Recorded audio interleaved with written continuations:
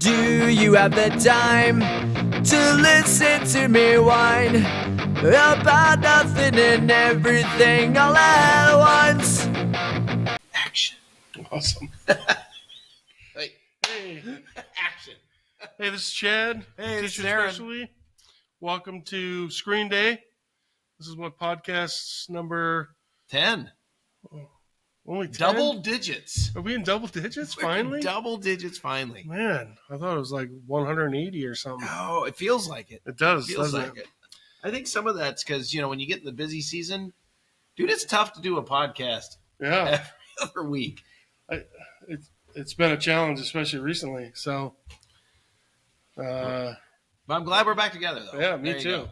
Yeah. I'm sure our listeners, all 22 of them, are going, yeah, it's awesome. Awesome. Awesome. Glad those guys are back. Yeah. I missed them. I actually got my son to watch. You did? Yeah. Nice. Yeah, he said it was actually impressive. He said the production was impressive. Top Those quality. are his words. Top Yeah. notch. Who knew? Who knew? No, I will say I do every once in a while I get a phone call going, hey, when are you guys gonna do another one? I miss seeing you guys, miss hearing you guys. So yeah, it's getting there. It's getting there. It's nice. It's nice to be back in the swing of things. I've been gone for 6 weeks or so that's been an ordeal. I can only imagine. Yeah. So for anybody that doesn't know, I had brain surgery. Which was minor surgery. Very minor, yeah. all those years, my wife's like, "You don't have a brain in your head." I'm like, "Doc says I do." Hey. Doc says I do. So, anyways, well, glad you're upright, vertical, and still functional. Yeah, I'm back at it. At it.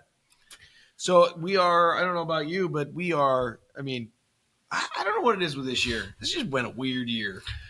It's weird. Topsy-turvy, isn't it? So normally, busy season hits like second week of July. Things start creeping up, and it's kind of like this slow, slowly things ramp up. But typically, by the first week of September, it's going hot and heavy. Yeah. We didn't go hot and heavy. Well, not first week of September. Sorry, first week of August is hot and heavy. So all of August, you're just cranking out. This year didn't start until the first week of September. But then when it started, it went gangbusters. Like all of a sudden, all the stuff you should have been printing in those last 6 weeks, now everyone's still expecting you to get them done in September. Yeah. Yeah. I don't know if you guys experienced that same thing. We've had a weird year also, but our weird year started early. So normally, most weird years start early. It's why it's called a year.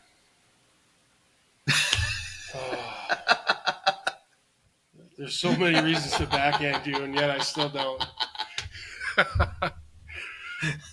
So usually our weirdness starts in February, but we didn't really take off until almost April this year. Wow! And then we had a busier July than usual, and then, like you said, August fell off for us. But then again, early fall, we were right back in full swing. Yeah. But it's tapering off sooner than it normally has, at least for us. So, but that again could be just because I've been out of the loop for a few weeks. Probably had most to do with it. Yeah. I will say from a supplier standpoint, I will say this month is just as strong as it was last month. So, but it's good to see, and it's funny is you forget what the busy season's like until you're back in it, and then you're going to go, okay. But it was so bad. The slow period this summer was so slow. Yeah, it was a grinder. That, to be honest with you, I could work 24 hours for the next 3 months, and I'm good. I'm not even going to complain. We're good. Yeah, it's so anything other than so you're back, right? Are we back at work yet? I'm in the office. I'm not helping on the press or anything, but I'm. Is Nicole okay with you back in the office? I think she prefers it. Well. Yeah, she wants someone to do the artwork, so she doesn't have to.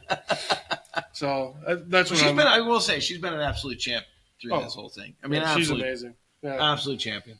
Yep, she took over everything, ran it, and still made sure that I recovered. So she's awesome. There's someone who hasn't slept the last 6 weeks. Her? Yeah. Yeah. Good. Good. Makes up for all the time she falls asleep early on the couch. Yeah. Sounds like me. Yeah. Yeah.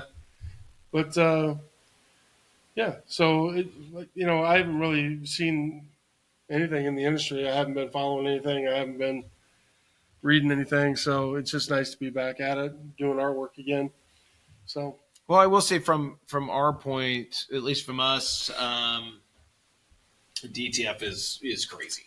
I mean, it beyond crazy. It's if you were to order a DTF system from us today, our soonest install date would be just before Thanksgiving. Oh. Right now, we're doing probably 2 to 3 installs a week. So, nice. And at this stage, I think we're Mamaki's largest dealer on the East Coast. So, yay for us! That's a big milestone. Yeah. Awesome. We're also picking up a lot of customers on the East Coast, which has been great. I think certain suppliers have been struggling to provide supplies for DTF customers, and I will say that's it's got to suck for them. But parts and supplies. Parts and supplies, yeah. So, but that's been kind of a challenge for us because we've gone from, supporting the customers we know we have to now supporting the customers we didn't know we had. Right. So, where we would, have a board on the shelf or, parts for the Mamaki where, okay, hey, we only, for our 30 to 40 customers we have, okay, we know we're going to need this many parts. Well, that's not the case anymore. So now we're having to bring in, enough parts to support 120 customers. Right. Which is good. I mean, it's a great problem to have. We're managing through it.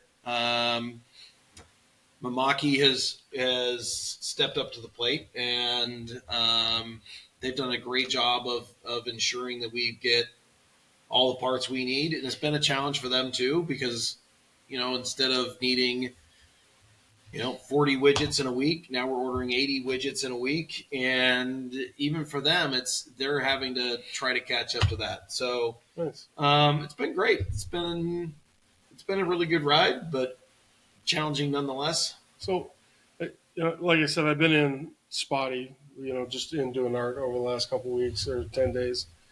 And the one day I was in doing art, I had a customer in that is buying DTFs from a national provider that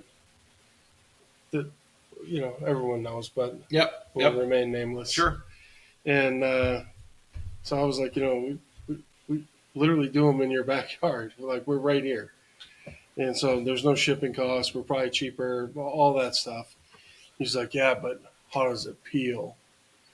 I was like, well, do tell, young man. Funny that you show that. Come on in. Let's take a look. So we had him do the instant peel, and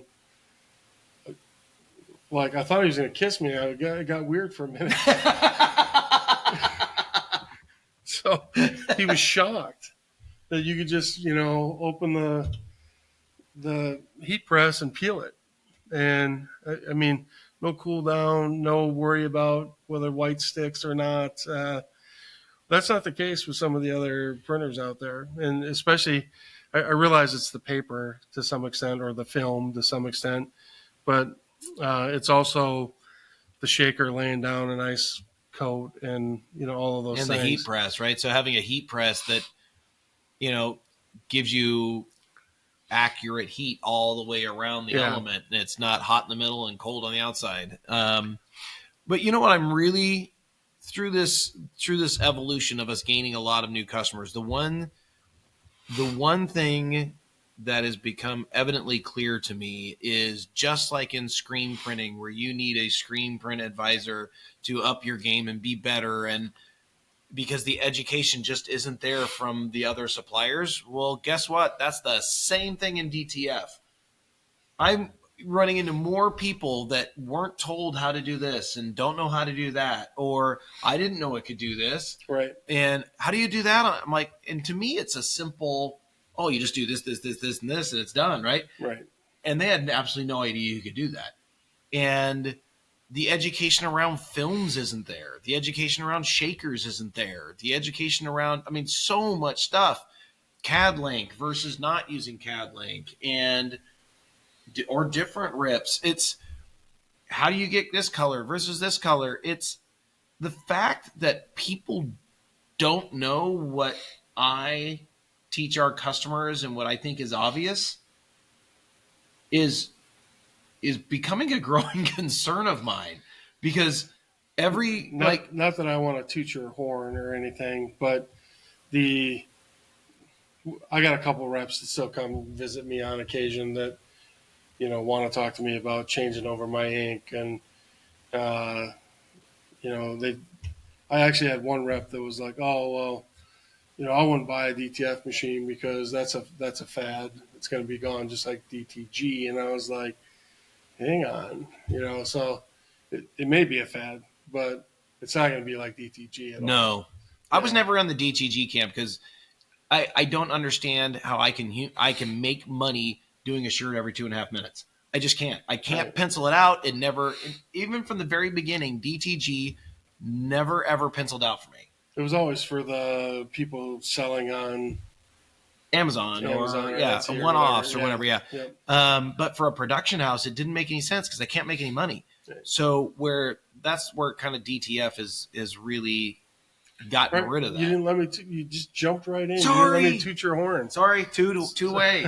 So I get a lot of reps that they have no idea what DTF can do, and so they're in there and they're saying, it's a fad and it's okay.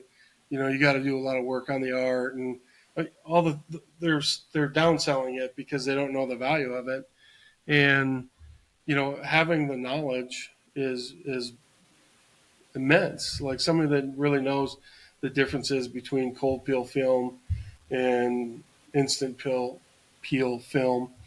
Even the hot peel is not the same as the instant peel. Whatever agent's on the film is dramatically different. And people that know how to get rid of black, I mean, I know that there's a process in CAD Link, which I don't use, but I'm an Illustrator guy and I'm an Adobe guy, so to speak. But, just knowing that there is a process and, how it works, it's shocking how many distributors that sell those products, don't have a clue. Mm-hmm. So honestly, if people are out there and they're curious about it, get in touch with Aaron because that knowledge is valuable. And thank you. I would agree. And it's becoming more and more self-evident. It's not just what you buy, but where you buy it. Mm-hmm. And it is vitally important, just like in screen printing. If you don't know what the hell you're doing, you can't just buy the equipment and expect the equipment to do it for you. Right.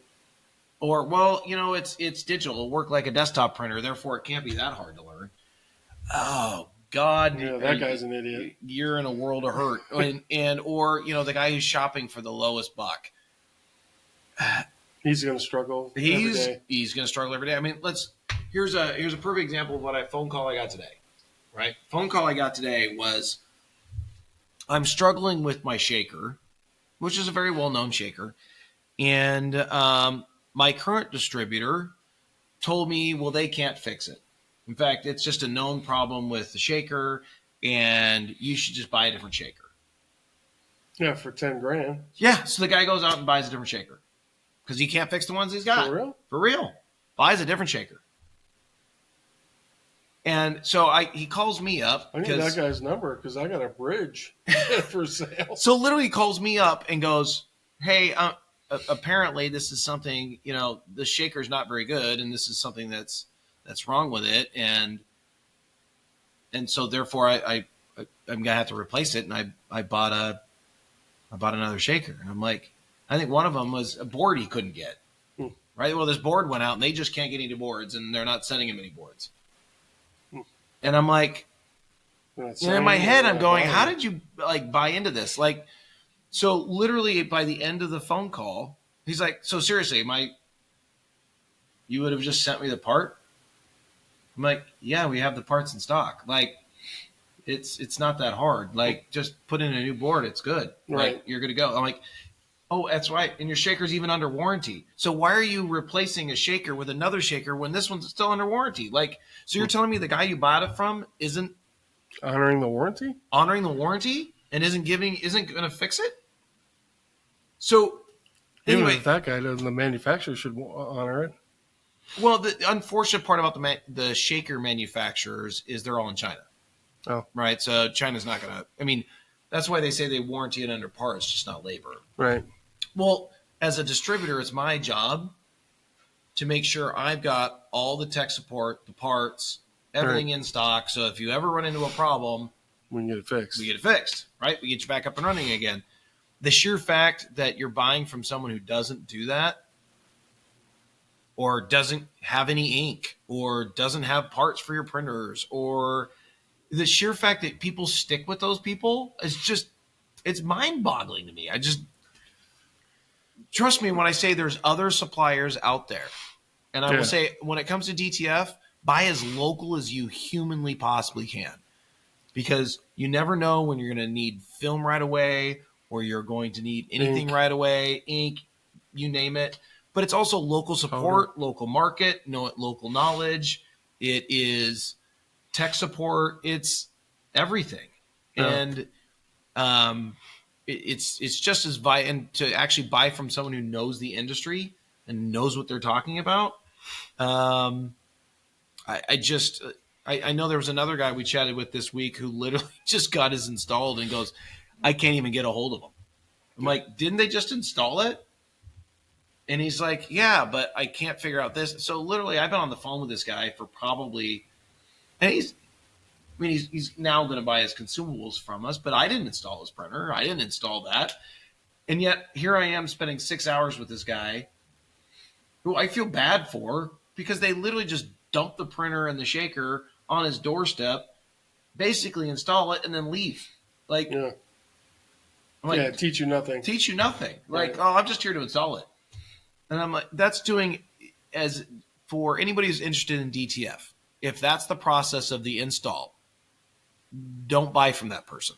I mean, that's all I can say. Like, unfortunately, you don't know that install process until. Well, I would ask the questions of the person you're buying it from. Take me through the install process. Do you guys just come out and dump it on my doorstep and basically ink up the printer, set it up, set up my shaker, call it a day? Or are you going to spend a half a day to 3/4 of a day training me on how to use this stuff, because it's radically different than screen print, right? The art's different. Everything's different. Yeah. Anyway, so I don't want to go to that soapbox too much, but honestly, though, my point on it was you need somebody that has some knowledge that's current, that is aware of what's going on in the industry now, not 30 years ago. You need somebody that understands, we're going to talk about it today with ink. I mean, I can't tell you how many times I've talked to reps and I'm just like, why should I buy that ink? What's good about that ink? And they're like, oh, well, the cover's good and it doesn't stick. And I'm like, that's what everyone says. So why is yours better than everyone else that says that? Awesome. Well, I'm super excited about our guest this week. Yeah. One of the biggest things when I first started was I wanted to know like what ink I should be using and why. And it was a challenge. So I'm actually super excited to talk to Ian today. Yeah, I am too. I'm kind of excited to see where the ink market's going, where things are progressing. So I think it's going to be cool. So without further ado, let's introduce Ian. Hey, Ian, if you want to introduce yourself. Yeah, I'm Ian West with Monarch Color Corporation. I'm really excited to be on here, guys. Ready to talk some screen printing, talk some ink. Woohoo! Yeah. Honestly, Ian, I think I sent a note to this effect, but about 2 years ago, I was in Long Beach for the Impression Show, and I had first met Aaron. He was in the Monarch booth at the time, and I was just like, I had talked to several other ink vendors. I had talked to several other distributors, and I just gave him 2 minutes uninterrupted. Tell me why your ink. And I'll be honest with you, the answer I got about Monarch was impressive to me. So, I'm I'm gonna to be honest. There's no way in hell I did that in 2 minutes. no, Aaron I can't can't say say anything anything in 2 minutes. No. No, I didn't can't. interrupt him for 2 minutes. So, and then I started interrupting. So, but I really, it really has changed my view of like, what's important in ink. I hate the answer when you ask people, vendors are like, oh, it has better opacity and it doesn't stick as much. That's the standard answer for every ink out there. It's hard to believe that every single ink has those same exact features. So I just kept asking more detailed questions. And I thought, maybe you'd like to talk about what makes Monarch so different. Yeah, that's obviously probably the question we get asked the most, specifically from people who maybe aren't familiar with Monarch. That was definitely the number one question that we got, specifically pretty early on when people were definitely not familiar with Monarch, and I think Aaron can attest to that too. But as we've started getting some more brand recognition, that question has been answered so many times, but we still get it all the time. And you're right. Our ink is super opaque and our ink is not tacky and it's just the right viscosity. Well, yeah, everybody's ink is there, right? Those are the sort of the minimum requirements for what a screen printing ink should be. Like if you're not there, and sure, there are some inks out there that struggle in those particular arenas, but those are typically lower cost, sort of just, Let's be honest, like most people don't have non-tacky ink and most people don't have nice viscous ink. It's like pulling rubber cement out of a tub sometimes. Oh yeah, and especially with lower temp inks, people. That's one thing people always fight with low temp inks. It's just because they have a natural sort of propensity to be a little bit thicker and more viscous. And like you said, everybody talks about how opaque their inks are, and yeah, there has been definitely some advancements, particularly in the last 5 years, in opacities with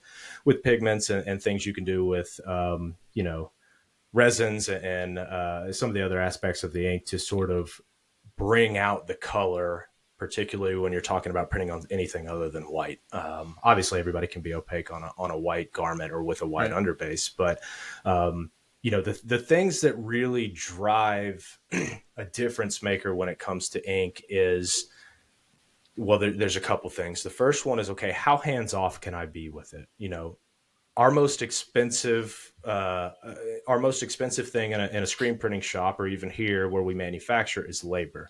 So how can I take a product and reduce the number of times that I've got to take a hand to it and touch it, right? So you want something that's easily usable right out of the bucket. You want something that's going to be wildly consistent each and every time.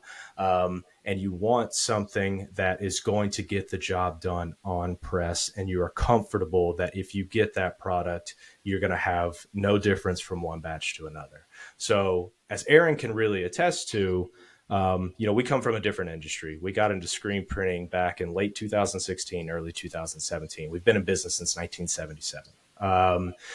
We brought that sort of old school approach to quality control, checking things in X-rite spectrophotometry to make sure that our color is dialed in. So if you get Monarch bold red 6 months ago and you get it today, the color is going to be exactly the same.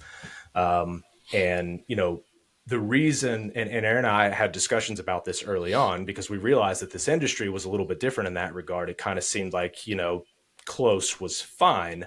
But we were like, do we want to be a Me Too product? Do we want to be the same thing that's already out there? Or do we want to come in and try to shift things in a little bit of a new direction and let customers be more picky about the colors that they bring in, about the printability of their ink and all this? So, one thing that's extremely frustrating as a screen printer, and I was in a shop in Canada that was going through this. They were swapping out another manufacturer's product, and they were going from a dark blue to another dark blue. And it was in the middle of a job. They open the bucket up, slap it out, get it on press to keep it rolling. This was, I think, 15,000 shirts.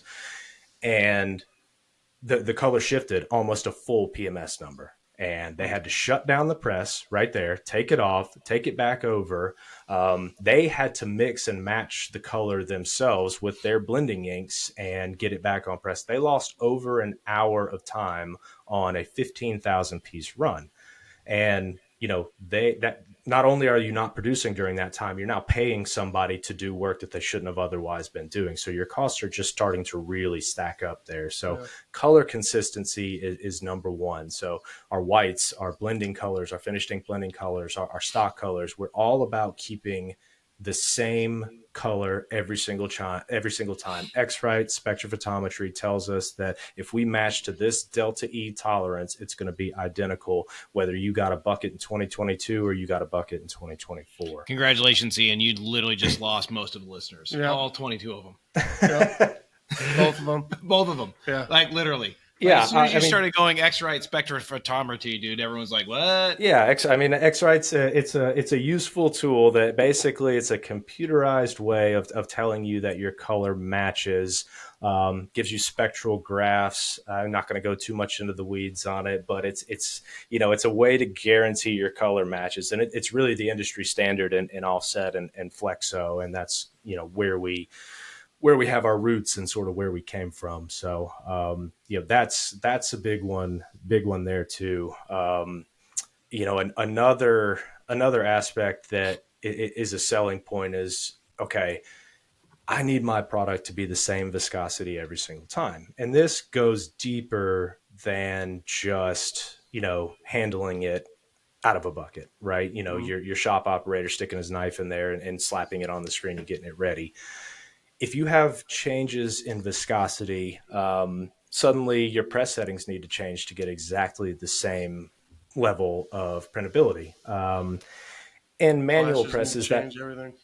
Yeah, right. I mean, if you have, say you get a white ink that's 1 million centipoise in viscosity, and then the next bucket you gets 1.4 million, it's not going to print exactly you lost the the same. other two.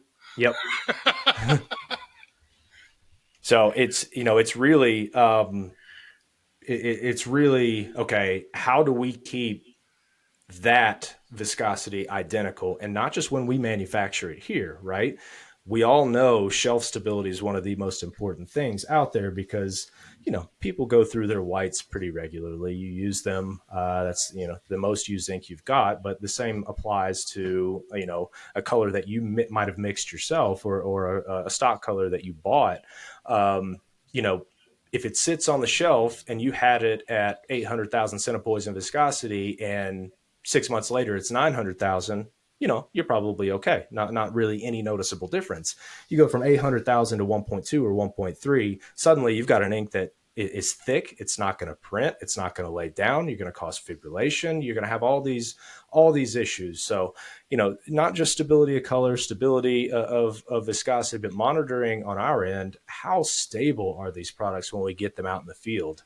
Low temp inks have a little more of a propensity to not be as stable as a standard cure temp ink. So we are in the process right now, and Aaron, you came out and saw the ULT3 print here, the sort of reformulation, and that was the big goal. Okay, I need this ink to be exactly the same today as it is 6 months from now, and you know how hard that is, Aaron. I mean, it's a challenge to get to that point. So, ink stability is a big thing. Yeah. 100%. And these are sort of the challenges that you face when you go launch a new ink. You say, okay, I want to improve upon this and I want to make a new generation of ink. You can't even think about getting that out in the market until you've done an extended period of stability testing. So, if we make a formula change on an ink today, it's not live for a minimum of 6 months, a minimum of 6 months before that change goes live and goes into production. And usually it's more like, a year. So there's a lot of challenges in that regard, but that's, what we try to do to be a little bit different, not just, have the most opaque ink or have the best feeling viscosity or have low tack or anything like that. It's all about how do we save you time in your shop? How do we save you headaches in your shop? How do we keep you from having to think, oh man, is this going to be, wildly different from what I got last time? Or is this going to be consistent? And I know it is, so I can just throw it in the screen and keep going. Very nice. Cool. So do you have any other questions on why Monarch? Well, I do. So one of the things that was impressive to me was the process on what makes them a little bit more viscous and a little bit easier to handle and more consistent. Do you want to talk to that at all, Ian? So I'm assuming you're talking maybe the manufacturing process. Yeah. Yeah. So because we come from, offset, and that was really how we were built as a company, we've maintained, running our inks over 3-roll mills, and this is everything that we produce here. And what that does is really creates a homogeneous, consistent product. When you go throw something on a mixer and people, how is ink made? Well, you could go into a long dissertation from start to finish on that, but it, essentially gets put on what amounts to a very large cake mixer. It's the head comes down into a pot, mixes it up, you blend everything in. Order of operations are important, cutting things in on high-speed disperser blades, all that stuff, but it amounts to effectively a large cake mixer. There's only so much you can do with those blades in terms of getting your pigment evenly dispersed, getting everything mixed throughout these large, 500,000, 2,000, 8,000 pound batches, right? So we run them over a 3-roll mill, and that allows the entire product from the first part of it that goes to the mill to the very end that goes to the mill to be identical. It just creates a more homogeneous product, a more consistent product, a creamier product that's not going to have any sort of separation or result in any sort of out of line viscosity. Because if you don't do that, what you might end up with is some of your more liquid materials can sit, safely on the top of this ink, even while it's mixing. It's not necessarily going to get mixed down into it, and the heavier stuff's going to be on the bottom. You go pour that into your container that it's being packed into, and suddenly you have a very loose viscosity product in the first part of it, and as it goes on through the batch, it gets heavier and heavier and heavier because it wasn't evenly dispersed or evenly mixed. So the 3-roll mill is something that we definitely believe in. We're going to continue doing it, and that used to be, I think, the way that some of the manufacturers did it, but I think that's sort of going by the wayside. But we definitely intend to keep doing that. Yeah, because that's a time-consuming process, right? So if you can skip that, right? If I can skip the 3-roll mill, well, I can make an extra batch that day. You know what I mean? Because I'm skipping that process. So I will agree that I think that definitely plays part into, why Monarch's inks are so creamy, especially, when you put them on press and, stir them up for, 10, 15 seconds, all of a sudden you're like, whoo, snap. I think that's part of that. But I think Ian also missed a very important component in the whole cake mixing is your inks get hot. So plastisol inks, dude, they get hot, which is one of the problems I tell everybody when you're using like a drill mixer, when you're mixing colors. The problem with that is, if plastisol inks get above, was it 95 or 98, Ian? Yeah, you're right at 90 degrees. You've technically begun the gelling process. Now that's not going to be seen for months and months and months and months down the road. But, you start getting over 90, 100, and as Aaron knows, that's very easy to do on a mixer. They generate a ton of energy and they put a lot of work into these products. So yeah, you definitely can run the risk of especially if you're mixing during the summer. If you don't have what Aaron knows that we have, jacketed tubs that run cooled water, it's a water glycol blend through the jackets to keep everything cold. So yeah, if you didn't have to worry about heat and you didn't ever put it over a 3-roll mill, you'd save a ton of time in manufacturing. It's a significant cost cutting method, but in my opinion, it doesn't result in the most consistent product. So one of the things that really impressed me with the 3-roll mill was that, you're getting finer particulate. The phthalates that are in there are now much smaller. pieces. They push through screens easier. The ink just is more usable right out of the bucket rather than all the work you have to put into some of these other inks just to get it so that you can put it in your screen. Sure. And that was one of the things that we were using curable reducer on almost every color on another product that we were using at the time. And I'll be honest with you, when I got started in this business, I had no idea what made good ink. And the person that I asked about it was like, well, it's the most expensive, so it's the best. Right. And I was like, man, that doesn't sound like good logic. And so I went on this quest to kind of figure out what makes better ink. And there was one company that wouldn't share any information with me. And then Aaron's answer was really like, look, these are the things you need to have. And there's only a couple of companies out there that are doing a through-roll mill in jacketed tubs with, fine particulate. And but that's one of the reasons why Monarch's stuff is creamy and better. So it made a lot of sense to me, which honestly, I think if more people understood that about your product, that it would be an aha moment for a lot of people. I think would be another aha moment. And Ian, if you could go into this a little bit, because I think we're going in a direction that's kind of cool. But it is so, Ian, one of the big, and I think it's more with the old time screen printers than the newer screen printers. But for some reason, everybody equates weight with quality or weight with the amount of ink I'm getting. Right. So the one thing I have noticed about Monarchs, and I've done enough run testing, I can tell you that this is absolutely 100% true, is the ink weighs less, but yet you get more shirts out of it. Right.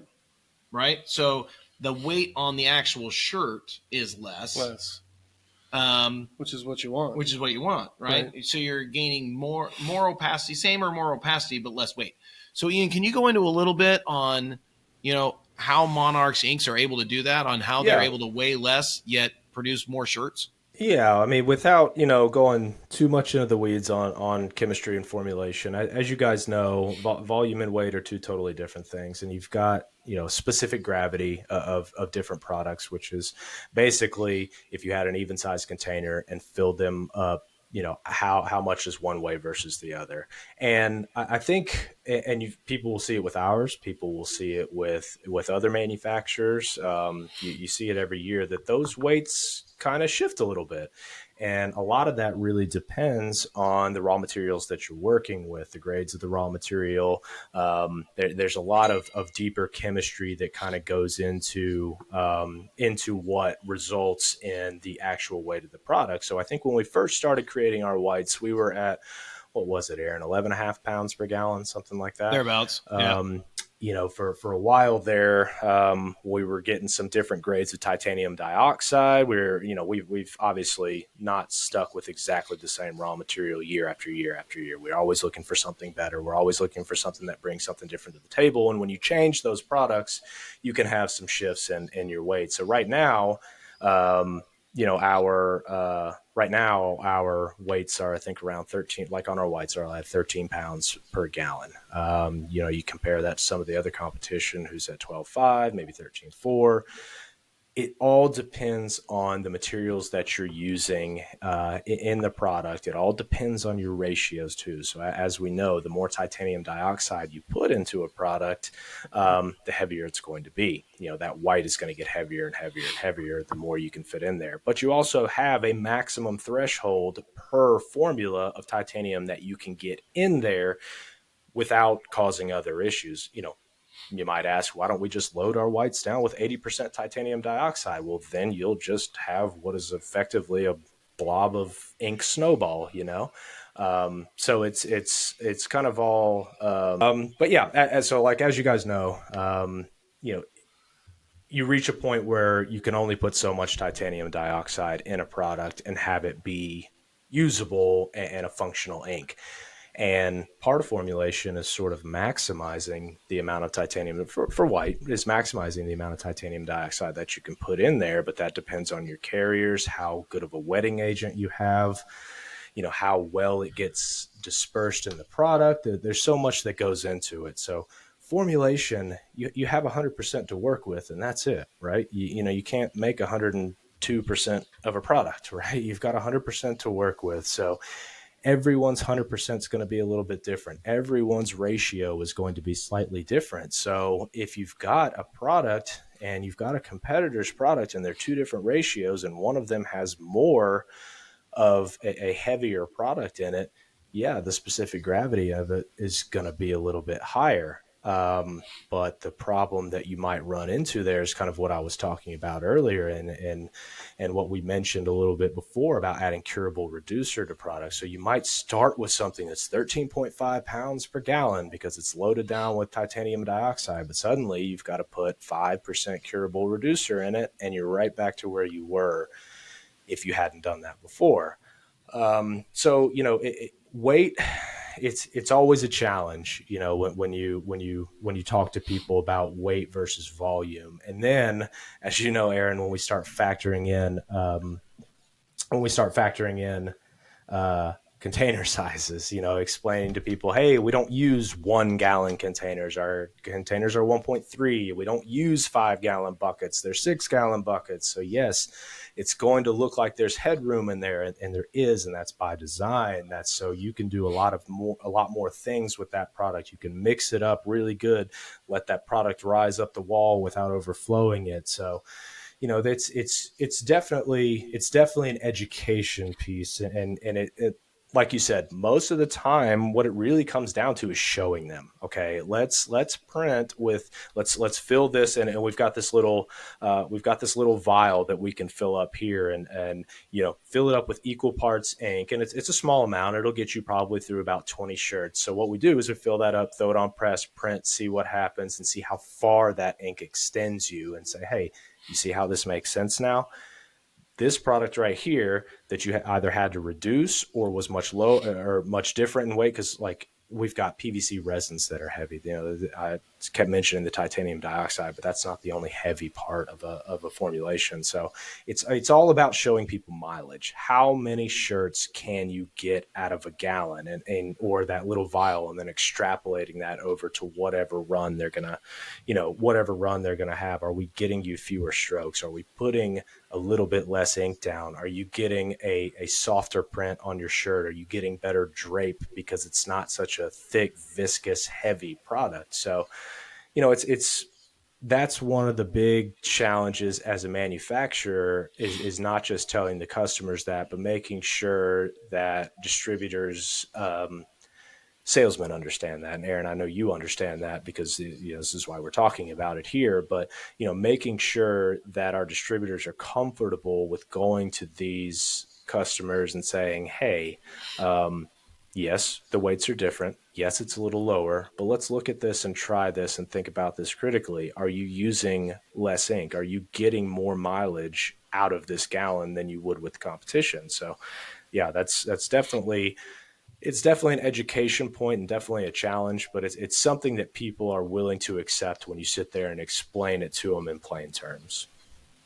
Oh, absolutely. One of the nice things, and so that's the technical side of this answer is, how much particulate and how much titanium dioxide. And, last year we had a big conference that we went to. We printed 5,000 shirts, 8-color design, and I had probably 40 people at the show argue with me that it had to be a DTF print because nothing could print that soft of an 8-color design. And sure enough, it was. And, we used Monarch ink. We were able to get good coverage using, 230 mesh, and up 300 for some of it. And that's just something that a lot of people struggle with, especially on multiple colors. And, so that's my testament for you that we actually put that to use. And we had a super soft print I got a few shirts left over. I'd be happy to bring one to you someday. Oh yeah, I'd love to. I'd love to see that. And that's like you said, and that kind of goes back to what we were talking about a little bit before with three roll milling, and obviously the homogeneous nature of the product once it's been three roll milled is a huge benefit. But one big benefit of it is that also allows you to print through those higher meshes, the 230s, the 305s, And without still get having opacity. yeah, yeah. You keep the opacity. You don't clog the screen up. You don't have any sort of, biting at the edges and creating jagged lines or anything like that.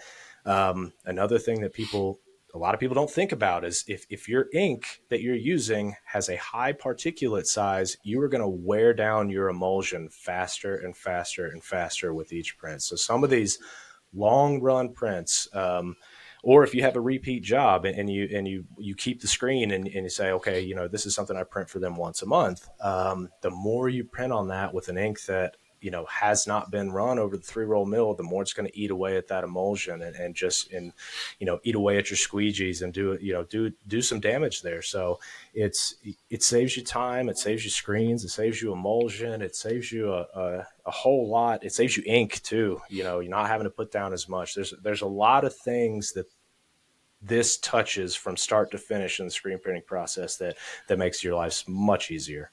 Well, I would say here at Monarch or here at Blue Ridge, we're all about production and saving our customers money. And I wouldn't say saving our customers money. That would be the wrong statement. The right statement would be making our customers more money. That's really, we're here to maximize the profits of our customers and go, hey, how can I help you make more money? One of the biggest ways I can help you make more money is fewer strokes on press. Mm-hmm. So if I'm not double hitting anything, that means I'm getting out twice the amount of shirts that day than it would be if I'm having to double hit a color, right, or double hit my underbase or whatever. That's, the big thing about the Stampinator is the fact that now I'm getting rid of fibrillization without losing, a color space, because I don't have to have a cool down station. I don't have to have another roller bar. I don't have to do any of that crap. So we're actually able to help customers make more money. So the biggest thing for me, at least from a distributor's point of view, is when you have a super opaque ink. And I'm going to tell you, if anybody thinks their ink is opaque, I challenge you here today. Take your ink, and I think it's 386 blue, right, Ian? 286 blue. Okay. Yeah. I want anybody out there, take 286 blue. I want you to mix 286 blue. And then I want you to have me give you a 286 blue. And I will guarantee you that the Monarch 286 blue will be more opaque than any ink you're using today. That's guaranteed, hands down. Yep. No one out there can beat it. Yeah. And I think knowing that and seeing that it's eye-opening, right? You think, because you get sold a bill of goods by just about anybody selling ink going, hey, our ink is the most opaque. Trust me, I've challenged them all. I've done against every single manufacturer's ink out there, and I can tell you what, right now, no one's ink is more opaque than Monarch's. Like, no one's is. So one other thing, there is a downside to all this, Ian, and so I just want to bring this up, that, with the other inks, we were mashing ink through screens really hard, high pressure, lots of ink putting down, and I had huge dot gain. So I was trapping everything. Yep. And I didn't have to trap the Monarch ink, and it took me a while to figure out what my problem was, because I wasn't getting the right coverage, but I was trapping everything. We're getting very fine dots right where they're supposed to be, and they're not spreading and mixing with other colors or running over. And it's truly not a downside. I was joking about that, yeah. But we definitely had to relearn how we separated our art because of it. But I will say that is a challenge. So it is. It's absolutely. Yeah, go ahead. That's I think a challenge for everybody when busy season is not the time to change inks. It's not, right? Unless you're having a failure on press. Oh, now you tell me that. I'm also going to tell you let's not go there. So, but in all seriousness, in the busy season, unless you're having ink failure, if you're having ink failure and you're having some challenges on press, then absolutely let's chat and let's fix those issues that you're having. But the problem is is not problem in a bad way, but problem in a good way is the fact that you do have to make those adjustments. Yeah. And how far do I have to make those adjustments? If you're currently using an ink that's got massive dot gain, and then you move to an ink that's virtually no dot gain, that You're not getting the right coverage. Yeah. You're not going to have the right coverage. You're going to have to figure that out, right? Mm-hmm. Which is really hard to do in the middle of a busy season, right? That's a struggle. But the other part of that is you're also improving your image quality. And I hate to say it, that is a challenge. So I actually had a customer the other day come up to me, and he goes, "We have a problem." And I said, "Well, what's that?" He goes, "Well, the customer wants what we printed for him last season. And we gave him..." I can't make it look that bad. It's exactly what it was. But you were giving him this. And I'm like, okay, but I see that. But the one they're used to has jagged white edges. It looks like shit. It's all puffy. Yeah. The colors don't match. Like, that's not even Vikings purple. Like, I don't even know what that is. That's not even close to the color it's supposed to be. So let me get this straight. They're getting what they want and the print looks better, but they're complaining. And the answer was, yeah, they are. So I will say that's another struggle that I think a lot of printers run into in swapping from a less productive ink to a more productive ink, is those challenges that you run into, not just operationally, because your setups are going to be different, but also then with your customers in how do I educate my customers in the fact that, hey, we are changing ink systems, but for the better. You know what I mean? Our colors are going to be more accurate. Your prints are going to look better. There's not a downside to this. It's just different. It's just different. Yeah, we went through that. We had the previous owner had saved 30 years worth of film, and all of it was junk because a lot of it was trapped. A lot of it didn't have, it was meant to mash ink through the screen and get dot gain. Yep. And so we had to redo almost every single thing. So, which has been a blessing. It forced us into some new technology, and but like you said, that is one of the downsides of moving to an ink that has better viscosity, smaller particulate, those kind of things. Is that your typical dot gain that you're used to working with just isn't there anymore. Yeah, I mean, changing ink systems is a challenge, and I don't care if you're going from us to someone else to us, to other manufacturers. Changing ink systems it's difficult. It requires you to really top to bottom reevaluate your process.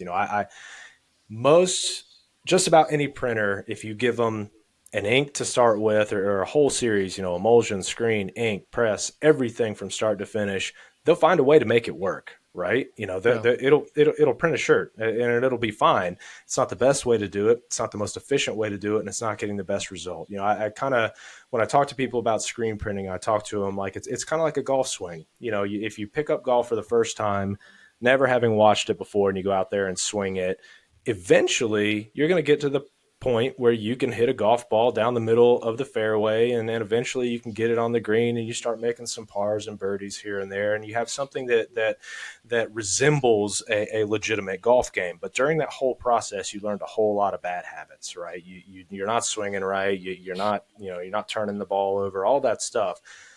And then you go take a lesson and you realize, holy shit, I'm doing all this stuff wrong. And somebody starts coaching you from start to finish of how to make your swing better, how to make it more consistent, and how to get to the point where you know exactly what to expect each time. And that's like screen printing. If you start with a low tier ink, not so great equipment, and a lot of people do, because screen printing is a good business to get into because it's not a high ceiling in terms of cost. So a lot of people get into it and can produce really awesome stuff with it. But, as Aaron, I'm sure you see, eventually they're going to run into headaches because it's not consistent every single time. They found a process that works for them, but suddenly they get, something that's different than what they're used to, and they can't produce the same results. So getting somebody to evaluate what is effectively their golf swing and how hard that process is, because it's a massive learning curve going,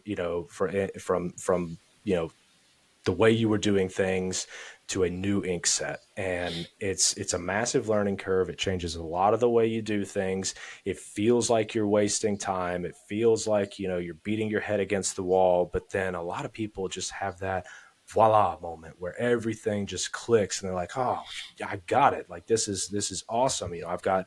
I'm not having to triple hit this white. I don't necessarily need an underbase, or, I'm not having to add anything to this. My carousel is spinning, 30% faster in production. I'm getting all of these benefits, and it's hard to get people to that point, but the people that are willing to learn, and there's a lot of them because this industry has become so educational. People see, success story after success story, and it's the challenge is getting a little bit easier, but switching ink sets or really anything in the process requires you to reevaluate everything up until that point. And the ink is really the last line of defense when it comes to screen printing. It's the last thing that goes down, and then it goes through the dryer and you're done.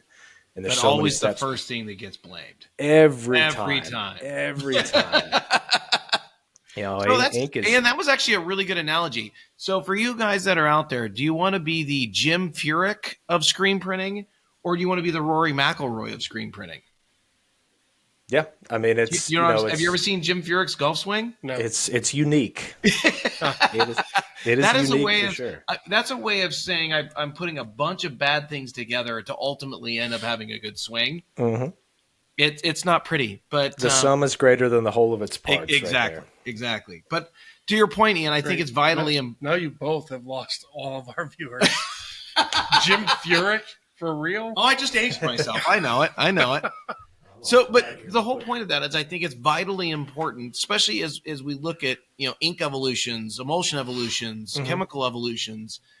The reality of it is if you're a die-hard screen printer who is like, I've been doing this for 30 years and I ain't ever going to change. The reality of it is the industry has passed you by. Yep. Yeah. It legitimately has. And the truth is that, especially in the last couple of years. oh, everything has changed. And just in 5 years, man, I'm like, emulsions have changed in the last 5 years. So if you're using an emulsion that's 15 years old or even 10 years old, guess what, dude? There's better emulsions out there. But the reality of it is it really does take that advisor that Ian was chatting about, of someone who actually knows what they're talking about, to be able to walk you through that progression so that you can evolve and kind of shortcut some of the learning curves. Yeah, and get yourself more consistent. So what kind of things are going on in the future? Yeah, give us a heads up on where Monarch's going. Like what goodies do you got coming out let me before the end of the year? Light real quick, and then new Monarch stuff. So right now, I think I sent you some of this information earlier, Aaron. We've got a new sort of lower cost contractor grade white and black that are coming out. That's going to be in low bleed and cotton. So we're going to develop that into colors eventually, and kind of give some options there for really high volume customers. But right now we're focused on sort of expanding our specialty inks. And that's something that we've, admittedly not really done all that well in the past, is our specialty inks. Specialty inks they come and go, right? They're cyclical. Sometimes they're really in high demand. Sometimes they're not. Historically, or at least since we've been in the industry, specialty inks were super niche, very, very, low on the totem pole when it came to products. But now, I guess it's being primarily driven by maybe streetwear brands and stuff like that. It's becoming more popular. Puff is now back in, super thick puff is now back in. High density stuff is back in. Metallics are coming back around. Special effects like glow in the dark and iridescence and pearlescence. Really anything that was available in the 80s. Yeah, right, exactly. Yeah. And that's so true. 80s and even into the 90s a little bit. Like all that stuff is starting to come back around and become more popular. So we were like, okay, we need to actually start leaning into expanding our specialty inks anymore. So we've got, some new metallics that came out. We've got some iridescent, some color shift stuff that we'll be launching soon. We've got soft hand base. That's not really the way that people are trying to achieve soft hand anymore, but there is still a certain contingent that likes that really nice, almost like kind of not furry feel, but that matte, like low drag sort of feel on it. We've got Velvety.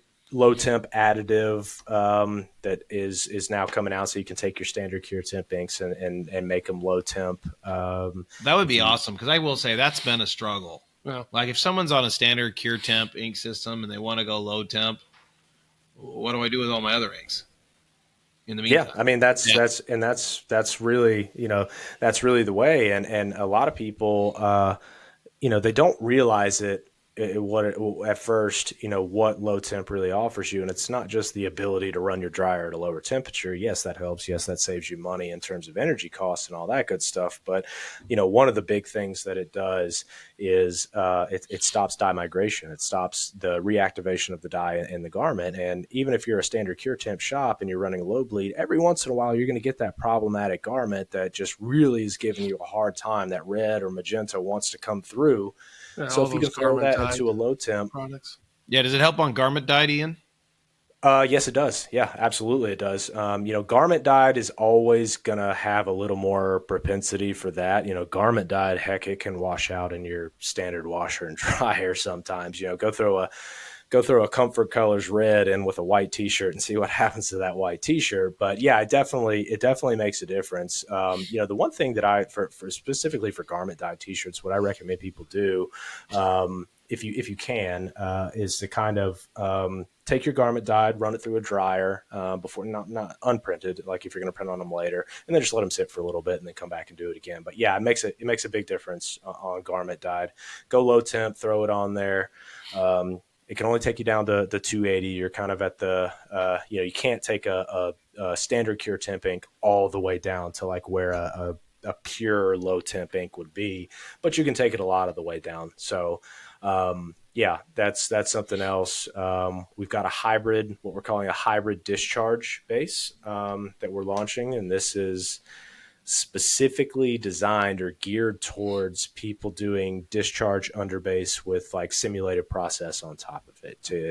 I was on InkPod, about a month ago or so, and I mentioned, one of the shops pretty close with, and I met Pierre at a class up there, and he's their whole team has gone with this, what they're calling Eversoft print, and it's hybrid. It's discharge underbase. It's water-based discharge underbase with plastisol on top. And one thing that kind of scares people about discharge or really any water base is, it's going to dry in the screen. It's going to dry in the screen. And, sure it does. Don't leave it overnight, or, don't leave it in direct sunlight, or don't leave it for 6 hours or anything like that. But it's not really that dangerous. But a hybrid discharge system is going to behave a little bit more like a traditional plastisol ink. Does it smell as bad?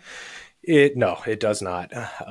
You're discharging out chemicals. So obviously you're going to have some smell there, but it's not like that, pure formaldehyde smell of a pure water-based discharge. But yeah, it's definitely still has a little bit of that odor, but this will give, people who don't want to dive all the way into water-based, a gap, a bridge to kind of get there. And it still produces super soft results. I mean, it's pretty remarkable. If you do it right, 230 on the discharge underbase, 230 mesh to 305 mesh colors on top, simulated process. Your setup's good, preheat the palettes, all the good stuff that goes into it. You can achieve some phenomenal results. So how soon is that new discharge underbase can be available? So we are testing right now, and we are planning to launch at Impressions Expo 2025. So we should have samples available. That would be awesome, because I really think that's, people ask where, screen printing plays a part now that, DTF is taking over the world. But I really think that's something you can never achieve with DTF, right? So if I'm giving someone these super soft screen printed shirts or DTF, which which way do you want to go? Customer obviously has an option, but they don't feel similar. Like they truly are different, right? So then it gives that customer, I kind of want that. Yeah. Right. You know what I mean? And it allows you to kind of achieve something pretty damn close to a DTF print. Now, it's never going to be quite that, but something pretty damn close to the feel of a DTF print. But now suddenly you're back up to a production of 300 pieces an hour or something like that. So when we were up doing a class up in Canada, we had it was a 13 color plus the discharge underbase simulated process job up there. And it was discharge, stamp, cooling station, 4 colors wet on wet, flash, 6 colors wet on wet, flash, and then like a trapping black and one other color at the end. I can't quite remember the configuration at the end, but it was like a trapping black at the end just to lock everything in there. But, we were running when we got up to full production, and we didn't keep it going for a full hour because it was mostly just showing people how you do it. But we got to the point where we were pumping out 250, 275 shirts an hour on that many colors with a discharge underbase and a cooling station. So, it definitely, like I said, it's not going to give you quite the feel of a DTF. It's very close. It's again, it's not quite as soft as a pure water-based print either, but it's very close. But it allows you to do those sorts of things, get a really soft hand, and also pump out a bunch of shirts an hour. So speaking of DTF, how has that affected? Two things I would say is have you seen it affect your ink sales this year? Has it had an impact on them? Yeah, so I think sure. I mean, I'll say it has to. It's growing in popularity, so at least some of that is going to be people that otherwise would have printed at Plastisol. I don't think it's it's not a bulk of the business that we have. It's not really taking that much away. Like where we kind of see it is, and this might be something for equipment manufacturers to attest to, particularly manual screen printing manufacturers. I think it seems to be sort of replacing the new screen printer. You know what I mean? Whereas somebody used to go to Ryonet and buy a little 4-color tabletop press. Well, okay, am I going to do that and get a dryer and get a flash and buy the inks and have all this stuff, or and go through a pretty sizable learning curve to learn how to print multiple colors, and then, okay, well, I'm limited to 4 colors or maybe 6. Would I go with a DTF machine, right off the bat?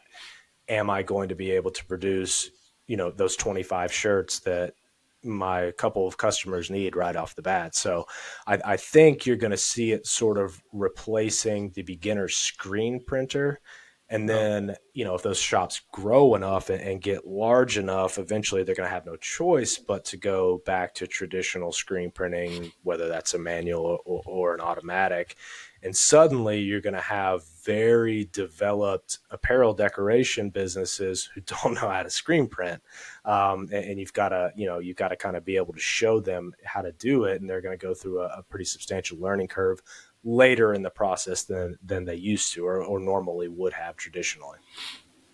I would agree with that. Yeah. I think that's a problem. I think we're going to kick the can down the road, and 3 to 5 years from now, we're going to see that really impact the screen print industry, because I think you've already seen some of it. I think the number of people that can do simulated spot process on black shirts is already starting to dwindle. And then a lot of those people are just like, we can do DTF. It's easier to do. But I agree with Ian. The barrier to entry now is that all you need is a heat press. You don't even need the DTF machine. You can buy them. no, it's true. You just buy the transfers. Yeah, you can buy transfers. Yep.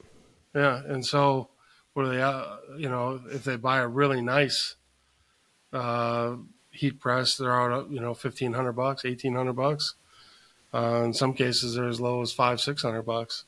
Mm-hmm. And, so that's your barrier to get into this industry. then it comes down to just how well do you do the artwork before you buy your prints.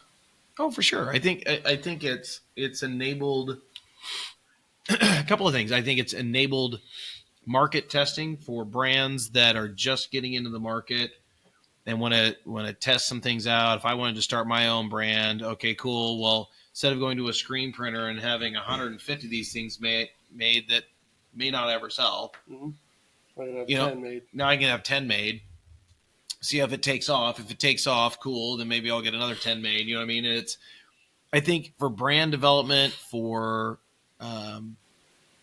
different garments, and I think it's going to swell a whole new level of ingenuity in textile decorating that we haven't seen before, because people are going to be able to afford to do it, and anybody at this stage can do it. Yeah. I mean, like literally anybody. Yeah. But in regards to the high volume screen print volume stuff, I don't think it's really gonna.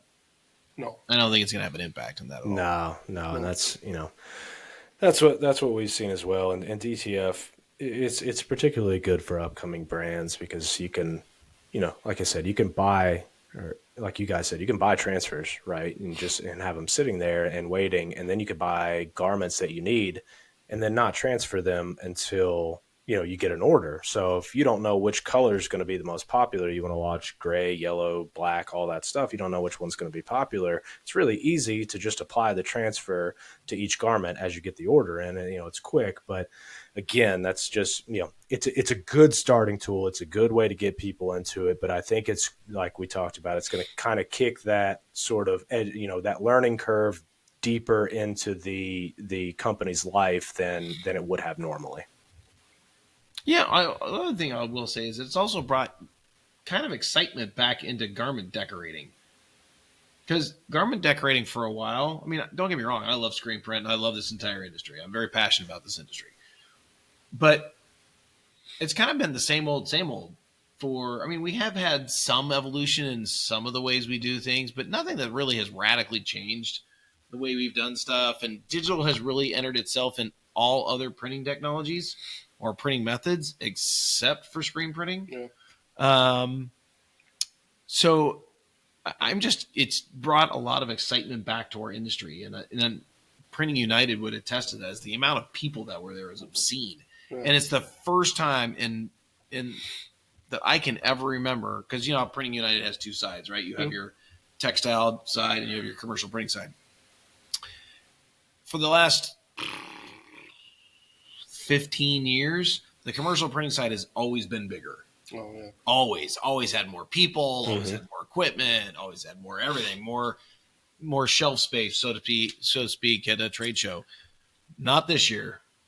This year, the screen printing / decorating side dwarfed the commercial printing side. So that was, I will say, it's cool to see. It's cool to see our industry evolve. But, I mean, whatever makes, if it eventually gets more people excited or into the market to eventually transition their way down to screen printing, then it's good for the market as a whole. And even if they don't, apparel decoration, it's gonna drive companies like us to improve our process. Okay, DTF gets this super, very nice feeling, crisp, clean images. Okay, how do we make our products better to compete with that? How do we make, how do we improve? And it's not just DTF, it's printers out there too, every day pushing the envelope, trying new things, trying to get better processes, trying to get better results. Like all that stuff drives us to improve what we're doing to make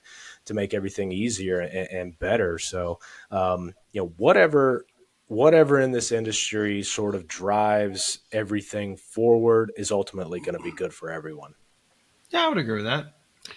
I definitely agree. I think for years, screen printers were going towards, I'll just slap a bunch of ink on and it'll feel like a chest plate shield. Right. And then now it's forcing them, like if we're going to compete with DTF, you got to have softer prints. You got to have put less ink down. You really have to hone your craft. And let's call it a spade a spade. Got to have your shit together. Yeah, I mean, you do. really do. You just can't throw shit on a shirt and call it No. a day. Like No, that. not anymore. I will agree with you. For the longest time, I will say from someone who advises screen printers how to make more money and be better. It really pains me when I go into some place where you have an owner who just doesn't give a shit about the back and doesn't give a crap about making them better screen printers and really doesn't give a crap about training anybody. So they're going to put an ink back there that doesn't look like anything when you print with it. Looks like shit, but hey, they can print with it and I don't get it back, right? And it's going through a 110 screen. And, who cares? And hey, as long as I don't get it back and as long as I don't get any rejections, I'm good. And I don't really care about making anybody better in the back. That had been trending for a while. Mm-hmm. And it was really frustrating to watch. Yep. And it's in the amount of stuff that they would put up with to not have to train their own employees. Like, we'll deal with colors that don't match anymore. We'll deal with prints that look like shit. We'll deal with lines that aren't straight anymore. As long as I don't get it back. Right. You know what I mean? Yep. And I think what this is going to force those guys to do is either A, go out of business because no one wants to buy that crappy stuff anymore. Yeah. Or get B, your shit together. get your shit together, right? Yeah. Well, Adapt and be better, which is better for everybody. Be better. There's one thing I tell people, and it's like what you were talking about, Aaron. When you so many people that just get ink onto a shirt, it cures, and they can, it passes wash. Okay, great. The problem with that is the customer is most likely going to accept that, right? I wanted a shirt for my kickball league, and it's printed onto a shirt, and it didn't fall off, and everything's okay. All right, so they see that and they wear that and everything's fine. They're not going to call you. They're not going to return it. Nothing's going to happen. But they go out and they see somebody else's shirt and they're like, oh, man, where'd you guys get that printed? That feels great. That's nice. It's soft. It's nice image. It looks way better than mine. Okay, they go to that customer. They never tell you anything, right? They never come back to your shop and be like, oh, I went to this customer or this shop because your print sucked. They don't say anything. Those are basically what you would call for lack of a better term, a quiet quitter. They never tell you that they're not coming back. They just don't come back. And that's lost business that you don't even know that you lost, or if you don't think about it, you don't realize that you lost that business. So, creating a solid print or a nice soft thing that competes with whatever anybody out there is doing is going to keep that business with you. Those repeat customers are going to keep coming back because it's not just complaints or returns that are problems. It's the people that realize there's something better out there that they can buy. Yeah. I will say the complacency of the buyer. I don't know if you get frustrated by that, but I will say from a supplier, I get very frustrated with the complacency of the end buyer, right? And the fact that they're perfectly okay accepting shit prints. Mm-hmm. You know what I mean? Like I don't understand it. If I'm receiving a print and it looks like garbage, why am I accepting that print and why the hell am I paying for it? It looks like garbage. Like it's horrible. Like I don't get that. The apathy of the consumer nowadays. Yeah. It's I don't know if you find it's that like frustrating. They just don't know any better, I guess. I mean, that's really what it comes down to. It is. It's like there's so many good screen printers. It's like a dry cleaner, though. Like if you go to the dry cleaner and your pants come back pressed, okay. Yeah. But sure, if you find a good dry cleaner where the creases are super crisp and they just do a better job, especially on soup coats and stuff like that, that there's a huge difference, and you'll know it.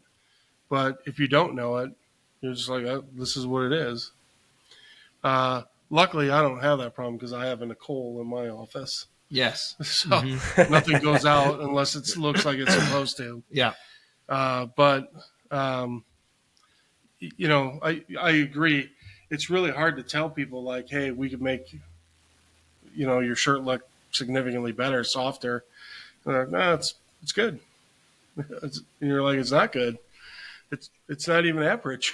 Right. No, it's true. It's like, yeah, I mean, they don't know what they don't know. And most consumers that are getting t-shirts printed for themselves, they want the process to be easy. They're a little nervous about it to begin with because they don't know what to expect or don't know how much it's going to cost or don't know, how long it's going to take. They don't know a lot of stuff. And, I've sat in shops before that have gone through everything, and, I bring them up a lot because I love the way they do things. I love the way they do business, but don't lose hope. Out in Oregon, I was there, and they've got this beautiful setup right in their showroom of all the different print methods that they do, all the different garments that they print on, and all the, everything that basically takes the difficulty of the decision-making process out of the equation and makes it as simple as you can possibly be.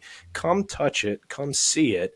This is what you can get if you go with this combination. If you go with, a one color water-based print on Bella canvas, or you go with a four color process print on AS color or something like that, this is a good way to show customers and make their lives much easier, because it shouldn't be, but for a lot of people, buying custom t-shirts, it can be an intimidating process, and it like what we do with screen printers and like what you do, Aaron, it's all about education, making the process, making the understanding of what you've got as easy as possible.